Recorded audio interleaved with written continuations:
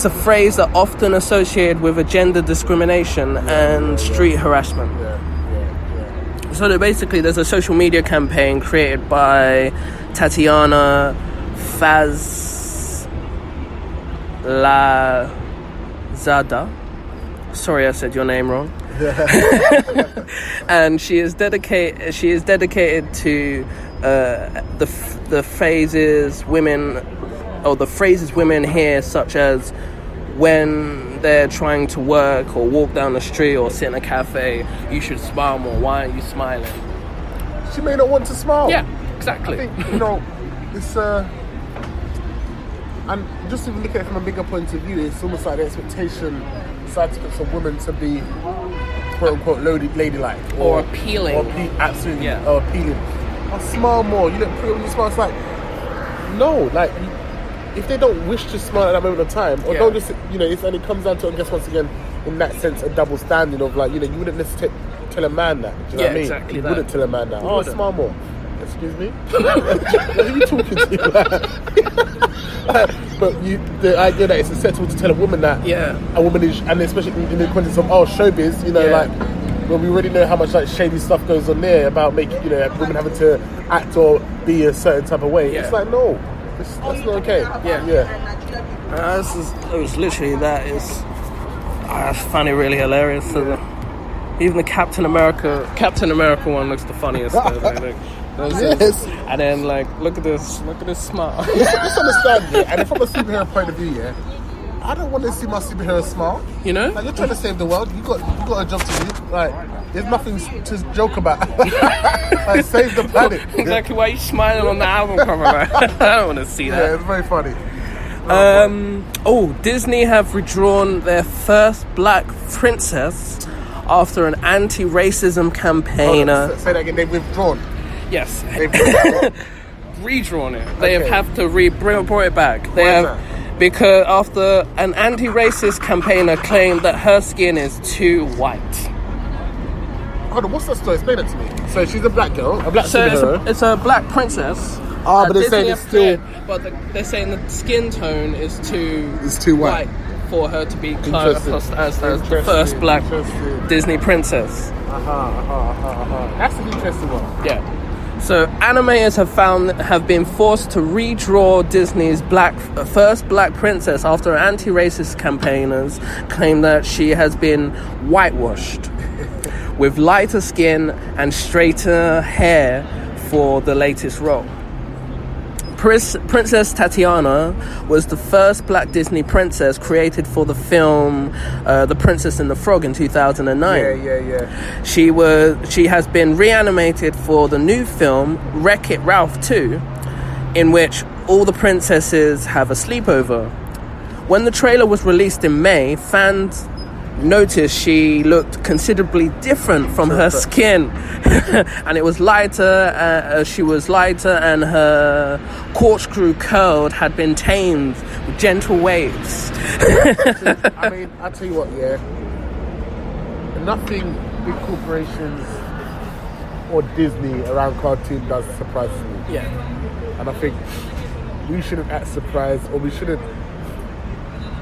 Not saying that we shouldn't expect diversity from our characters, because I think we should. Just don't be surprised when you don't get it. Yeah. Do you know what I mean? Because I'm literally trying to think now how many. And growing up, I used to love Disney and Nickelodeon. You can only think of a handful of black actors, or do you know what I mean? Whether it be on it, I'm trying to think many. I'm just trying to. That's a Raven. Yeah. There was Smart Guy. Yeah, there was Kenan and Kel.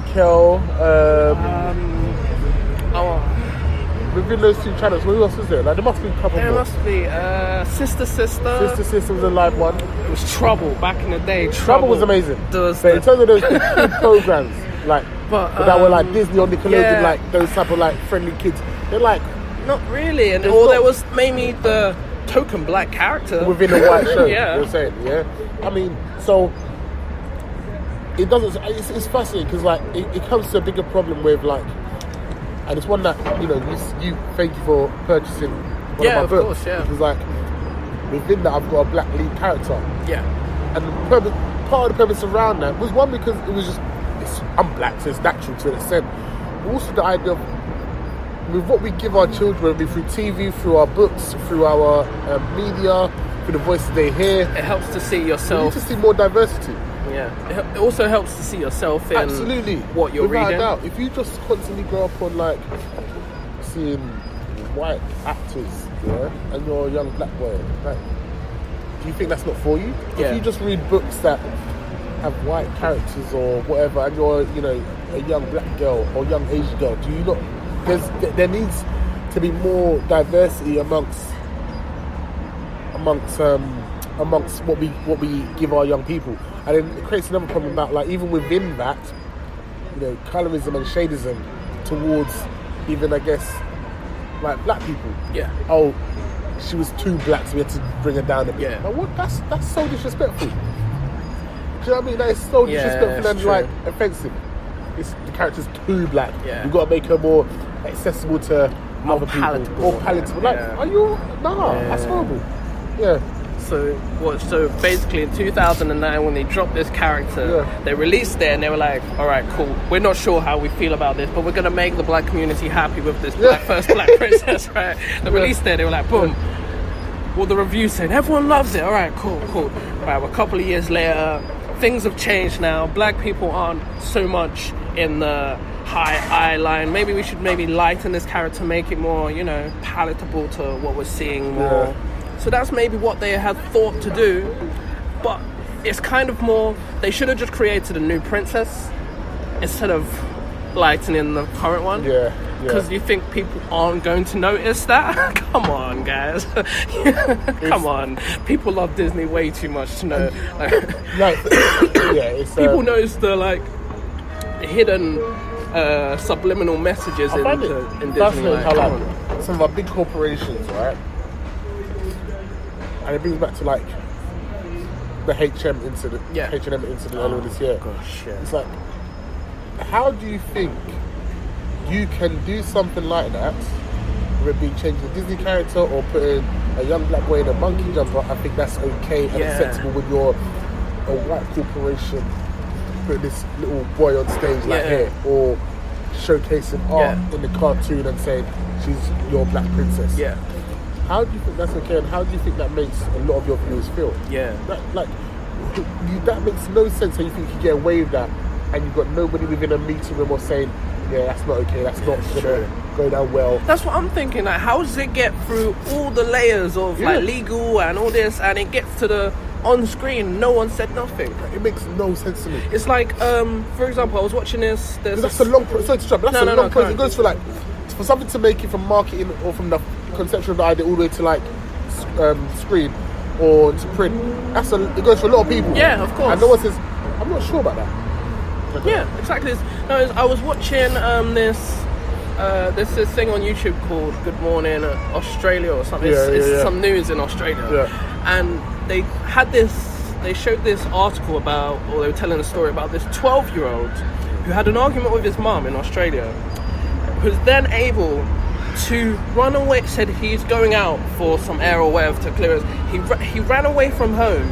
He was able to get on a plane and fly from where he was in Australia to Perth, and then get another plane from Perth to Indonesia, and check into a hotel fully like Home Alone. He was able to do all this, no questions asked. He tried a couple of other airlines and they were denied him, but then he found it was able where he was self-serviced himself all the way through to another country and no one asked any questions to him.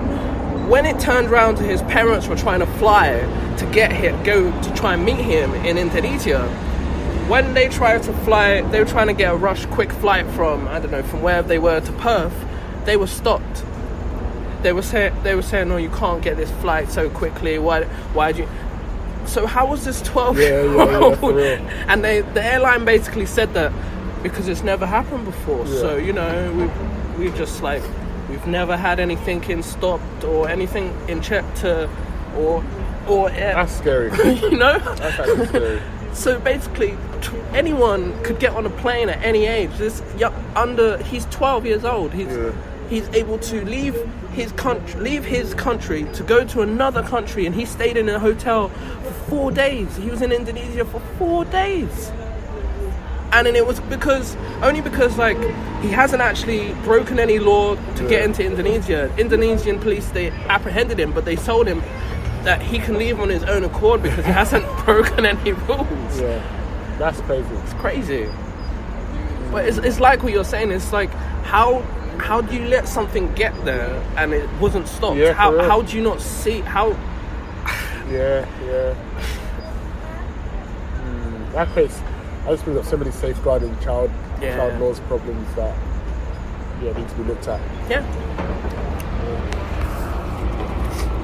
Do you think that social media has made communication better or worse? Interesting. Very good question. Very, very good question.